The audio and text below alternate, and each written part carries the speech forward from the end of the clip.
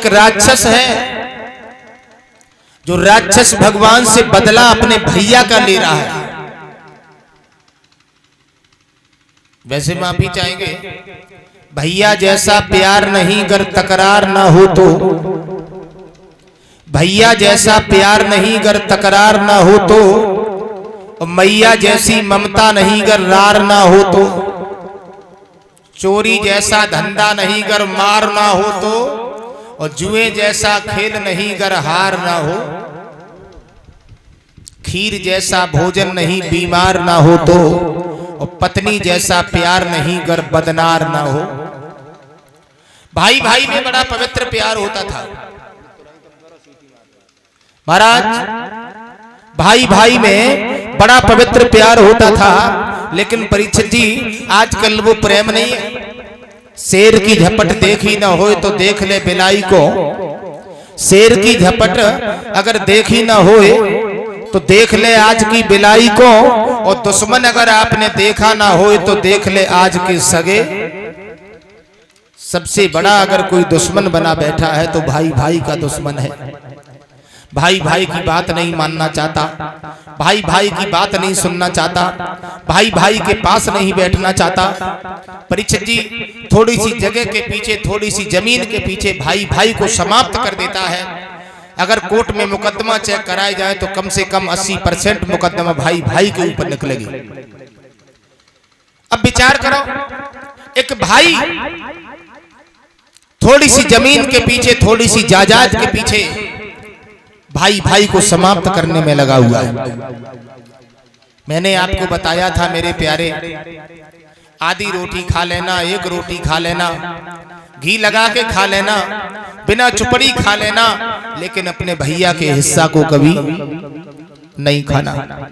जो लोग भाई का हिस्सा खाते हैं परीक्षित जी, जिंदगी में कभी सुखी नहीं रहते, जिंदगी में कभी सुखी नहीं रहते। अपनी माताओं बहनाओं से भी मैं अनुरोध करना चाहूंगा कि कम से कम 40% अगर हाथ माताओं का भी होता है जो भाइयों भाइयों को अलग करवाने में, लेकिन याद रखना आप भाइयों भाइयों से जुदा करवा देंगी, भाई भरथना मिल लेंगे, खेतों पर मिल लेंगे, रोक नहीं पाओगी। याद रखना मेरी माताओं, आपका पूर्ण हाथ होता है कि भाई भाई से नहीं बोलना, भाई भाई की बात नहीं सुनना, भाई भाई की मदद नहीं करना।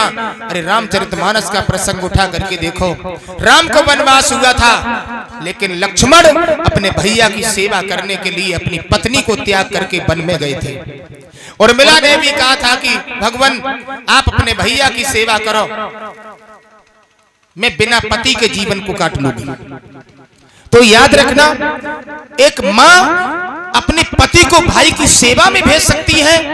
आप थोड़ी सी जमीन के पीछे, थोड़ी सी जायदाद के पीछे, थोड़ी सी पैसा के पीछे हम आप भाइयों को जुदा करवा देते हैं।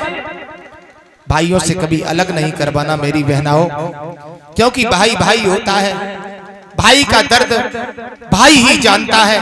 मैं सभी भाइयों से निवेदन करना चाहता हूं, ये जीवन एक मिथ्या है, पानी के बलबूले के समान है। कोई पता नहीं इस नासवान शरीर को कब संसार सागर को छोड़ करके जाना पड़े। अरे हमारी आपकी बात छोड़ो, एक नहीं बड़े बड़े आए, परीक्षित जी इस पवित्र भूमि पर नहीं रहे, चले गए। नारद ने नारायण से सवाल किया था, भगवान आप एक दिन में कितनी बार हंसते हो? बोले 2 बार। बोले कब कब हंसते हो? बोले एक बार तो मैं तब हंसता हूं जब पृथ्वी पर कोई मर जाता है, दूसरी बार हम तब हंसते हैं जब पृथ्वी मैया हंसा करती है। तो नारद ने कहा प्रभु जी पृथ्वी माँ भी हंसती है? बोले हाँ। एक खेत की मेड़ पर 2 भाई खड़े हैं, एक कहता है ये जगह मेरी है, दूसरा कहता है तेरी नहीं मेरी है। वो कहता है हम तुझे जिंदा नहीं छोड़ेंगे, वो कहता है हम तुझे जिंदा नहीं छोड़ेंगे।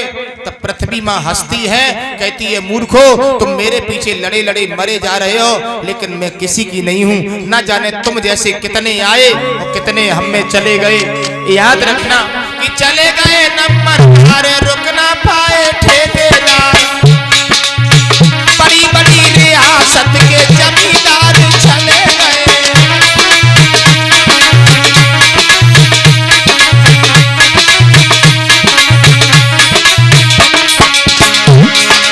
तुम चिल्ला रहे हो ये मेरी है, ये ये पृथ्वी मेरी है, ये जगह मेरी है।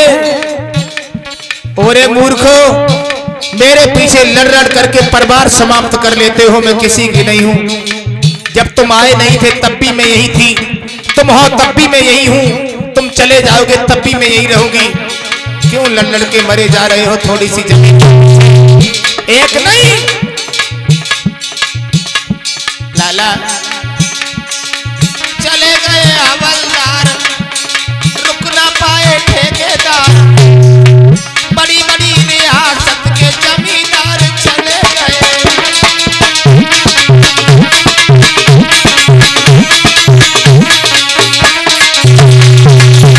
भैया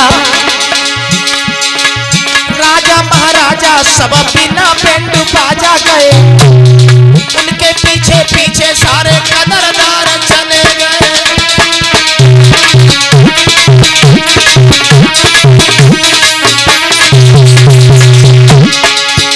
प्यारे पागल दीवाने गए, नए और पुराने गए, बड़े बड़े ज्ञानी और समझदार चले गए।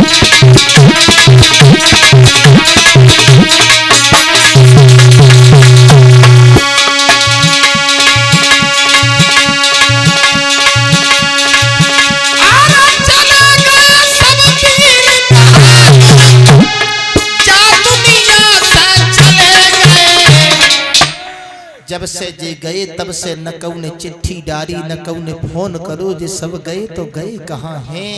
लेकिन जाने